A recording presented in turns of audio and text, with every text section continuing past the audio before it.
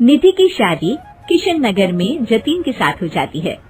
उसकी 2 सास थी, एक तो उसकी सास और एक उसकी दादी सास। निधि स्वभाव में बड़ी ही चंचल स्वभाव की थी और ये बात उसकी सास को बिल्कुल पसंद नहीं थी। एक दिन निधि हेडफोन लगाकर गाने सुन रही होती है और नाच रही होती है। तभी उसकी सास वहाँ आ जाती है। It's the time to disco, कौन मिले देख किसको, It's the time to disco। निधि जैसे ही मुड़ती है, उसकी सास वहाँ खड़ी होती है। वो अपनी सास को देखकर नाचना बंद कर देती है। मम्मी जी, मैं ना बस थोड़ा। नहीं नहीं बहू, और नाचो, पूरे दिन रात एक कर दो प्रैक्टिस में। क्या है ना, तुम्हें तो डांस इंडिया डांस में जाना है ना। Dance India dance? नहीं नहीं मम्मी जी, वो तो मैं बस ऐसे ही।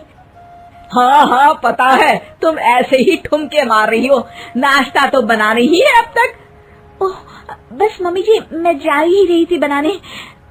तभी वहाँ निधि की दादी सास आ जाती है। अरे बहू, जरा मेरे कमरे में तो चल, तेरा चश्मा नहीं मिल रहा है। माँ जी, चश्मा मिलेगा भी कैसे, वो तो आपने अपने सर पर लगा रखा है।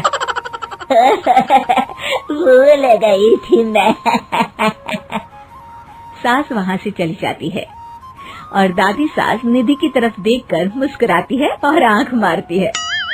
अगले दिन निधि टीवी देख रही होती है। तभी वहाँ उसकी सास आती है और कहती है, बहू ये क्या, दिन भर टीवी के सामने अपनी आंखें खराब करती रहती है तू। मम्मी जी, वो कोई काम नहीं था तो मैंने सोचा कि टीवी ही देख लूं। अच्छा, काम नहीं था, कोई नहीं, रात में घर में कुछ रिश्तेदार आ रहे हैं, उनका खाना बनाना है। चलिए बहुरानी जी। हैं? कितने लोग आ रहे हैं मम्मी जी? यही कोई 10-12 लोग होंगे। अभी से ही लग जाओ काम पर, समझी? उनकी खातिरदारी में कोई कमी नहीं रहनी चाहिए। सास वहाँ से चली जाती है।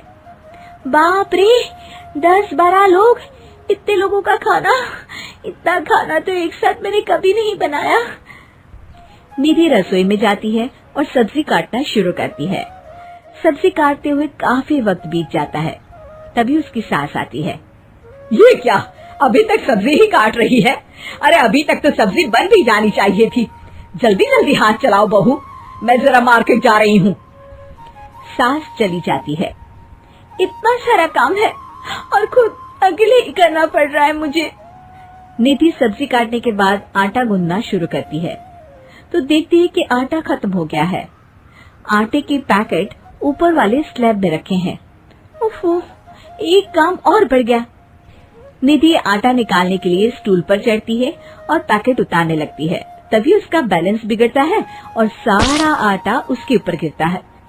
हे भगवान, मर गई रे, ये तो सारा आटा ही गिर गया। अब क्या करूं? आज तो सासू माँ से बहुत डांट पड़ेगी।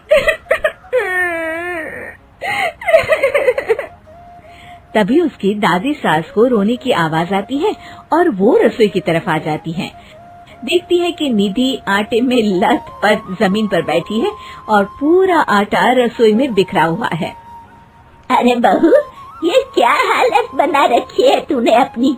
मेहमानों के आने का वक्त हो गया है और रसोई की ऐसी हालत है। दादी सासू माँ, आज तो मुझे मम्मी जी घर से ही निकाल देंगे।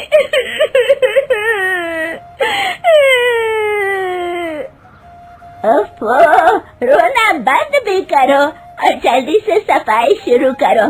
चलो, खाना मैं बना देती हूँ। निधि सफाई में लग जाती है और दादी सास झटपट सारा खाना बना देती है। रात में सारे मेहमान खाने पर बैठते हैं। लीजिए ना, आज तो सारा खाना हमारी बहू ने बनाया है। सब खाना शुरू करते हैं। कैसा लगा आप लोगों को बहू के हाथ का खाना? खाना तो बहुत ही अच्छा बना है। हाँ हाँ, और ये पालक पनीर तो बहुत ही अच्छा है। ये सुनकर निधि बहुत खुश हो जाती है और अपनी सास की तरफ देखती है तो देखती है कि उसकी सास तो कुछ भी खा ही नहीं रही होती। अरे मम्मी जी, आप लीजिए ना, मैं परोसती हूँ आपको। ये लीजिए पालक पनीर और ये लीजिए रोटी। सास जैसे ही खाने का निवाला खाती है तो अपनी बहू की तरफ देखती है कैसा बना है खाना मम्मी जी? सास दादी सास की तरफ देखती है। अब बहुत अच्छा खाना बना है। दादी सास समझ जाती है कि उसकी बहू को पता चल गया है कि खाना उन्होंने बनाया है, और निधि ये सोचकर घबरा रही होती है कि अब उसकी सास उसका क्या हाल करेगी।